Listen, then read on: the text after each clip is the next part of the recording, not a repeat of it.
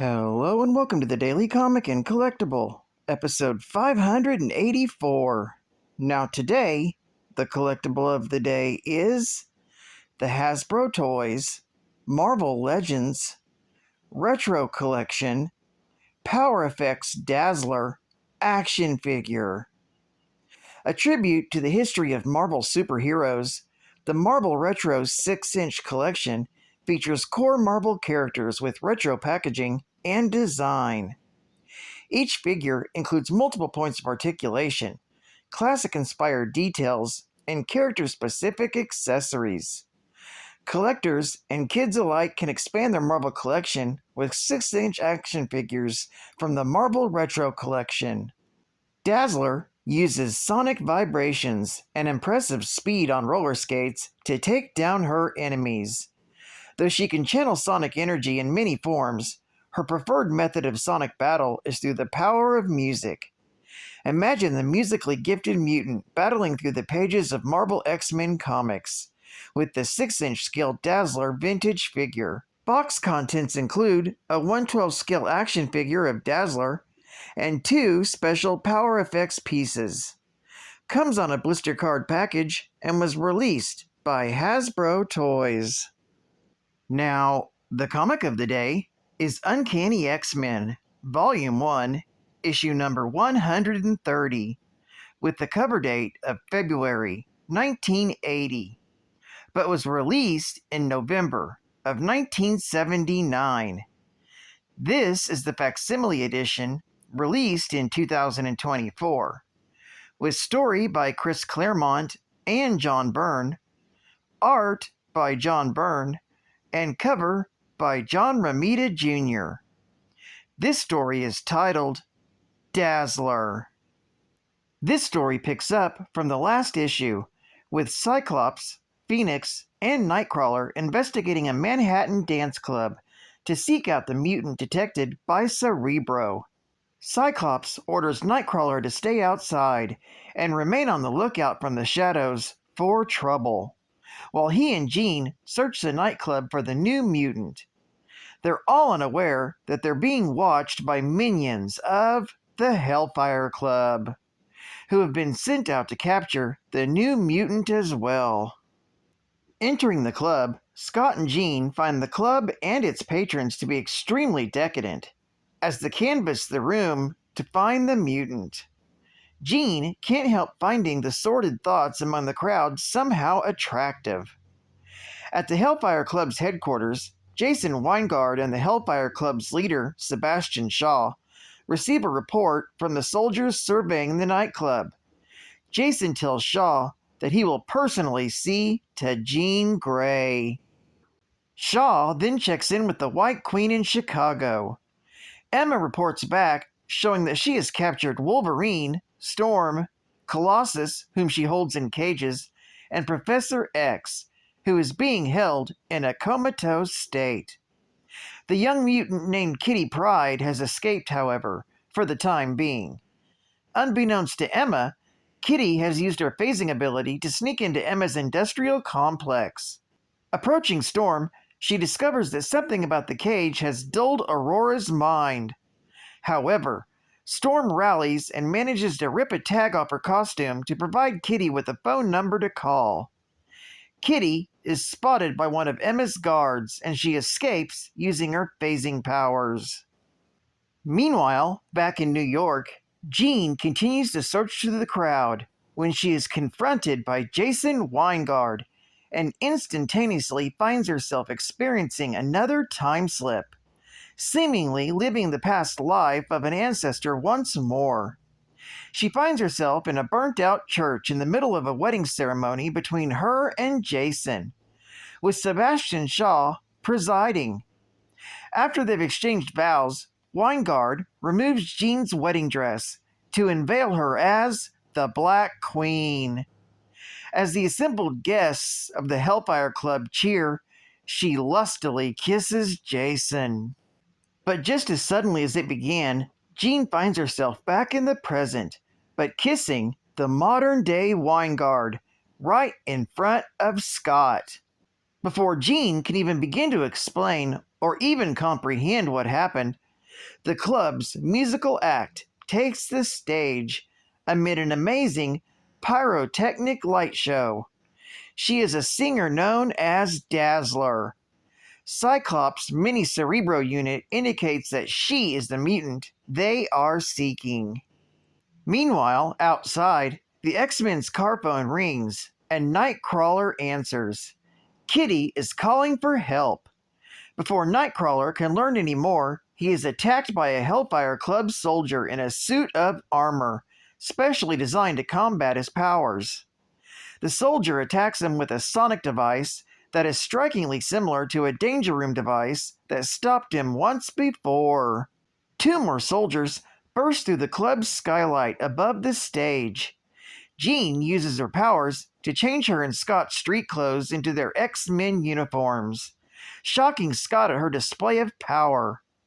The armored soldiers have also been specifically fashioned to combat their mutant abilities as well, including one who lobs a glob of ruby quartz material onto Scott's visor, preventing him from firing his optic blasts, and one who attacks Phoenix with a psionic distorter, which Cyclops notes would require her attackers knowing her specific brainwave patterns. The soldiers hadn't anticipated Dazzler entering the fight, though, distracting them with her light powers. Dazzler's power renders one of the soldiers catatonic, something that surprises even Dazzler herself. This allows Jean to free Cyclops and the two Switch opponents, easily defeating them. The last soldier and Nightcrawler crash through the skylight while mixing it up. Phoenix easily dispatches the third opponent. Nightcrawler explains to Cyclops and Phoenix that the X-Men in Chicago were ambushed. Cyclops very quickly explains to Dazzler that she is a mutant and that they need her help in saving their friends. Dazzler is completely surprised by all of this, but agrees to help. As soon as they have departed, the club suddenly explodes, destroying all evidence of the battle. Obviously, the soldier's armor was detonated in the same manner as the White Queen's lackeys in the previous issue. As Cyclops drives away, he sees Weingard looming beneath a street lamp and wonders what he was doing kissing Jean. As the car passes by, Cyclops vaguely notices that the shadow Weingard casts does not match his body, but he's too distracted to reflect on the fact. After the X-Men have gone, Weingard laughs over the progress he is making with Jean Grey.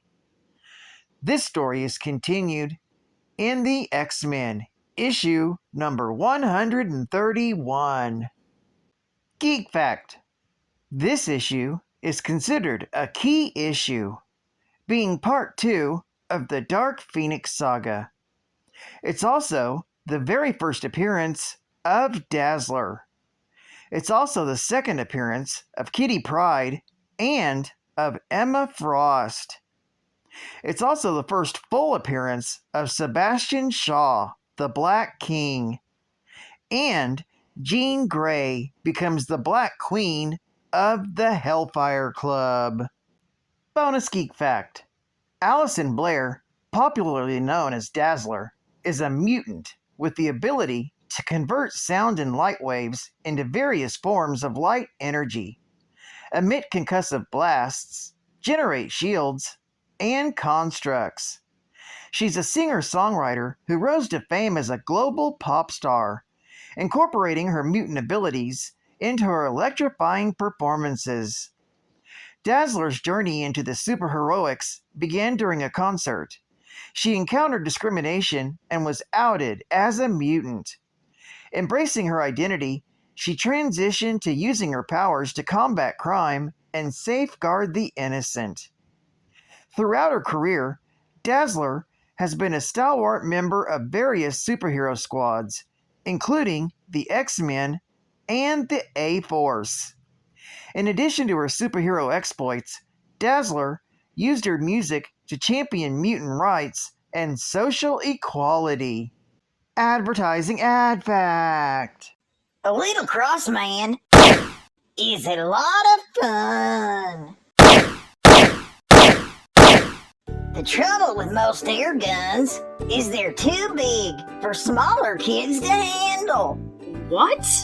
That's why we make the Crossman 788 BB Scout, the only pump-action BB gun designed especially for younger shooters. The BB Scout is only 31 inches long and weighs less than 3 pounds.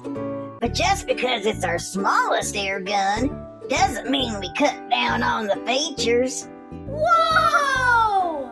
It's got a solid steel barrel, rugged metal receiver, and adjustable rear sights like our bigger Crossman air guns. Which means that now, instead of having a little fun with a gun that's too big, you can have a lot of fun with a gun that's just right. Part of being a kid is having a Crossman air gun. Buy yours today! And final geek fact. This issue features, as the tagline states, the dramatic debut of the Dazzler. Claremont and Byrne did not create the character, and had not originally intended to include her in the story. However, Marvel's top brass had plans to create a big splash for the Dazzler's character's introduction, and asked Claremont and Byrne to work a guest starring role for her into the story. By this time, X-Men was the company's top-selling comic book, and assured the character would get the widest exposure. It turns out Dazzler was created as part of an abortive attempt at cross-marketing. Bo Derek was originally slated to star in a movie about a disco singer who was also a superheroine, and there was a plan to release a series of records purportedly sung by Derek's character. Marvel was asked to create a character and publish a comic book starring her, in order to lay the groundwork for the other projects. However, Derek pulled out of the project, so plans for the movie were cancelled, and therefore the records could not be released either. Before any of these developments took place, Marvel had already published the issue. Since they'd already debuted the character, Marvel went ahead with the comic book series despite the cross-promotional projects being shelved. I just thought this was an interesting story, considering the recent gossip surrounding Dazzler and Taylor Swift. Well, I'd like to thank you for joining me for another Daily Comic and Collectible, and I hope to see you again Tuesday. This is Catman Comics Man, and I'll catch you on the flip. Over and out.